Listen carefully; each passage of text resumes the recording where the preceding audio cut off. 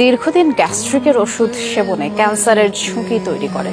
চিকিৎসকের পরামর্শ ছাড়া এসব ওষুধের অনিয়ন্ত্রিত সেবনে হতে পারে ক্যালসিয়ামের ঘাটতি সহ মারাত্মক ক্ষতি।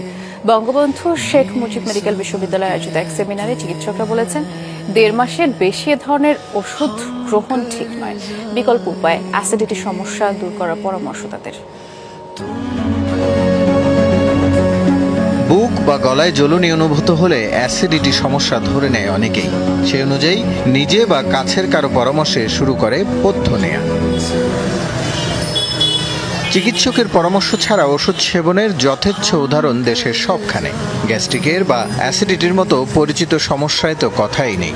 যুক্তরাষ্ট্রভিত্তিক প্রতিষ্ঠান IQVIA এর তথ্য, দেশে সর্বাধিক বিক্রিত 10টি ওষুধের মধ্যে প্রথম 6টি গ্যাস্ট্রিকের।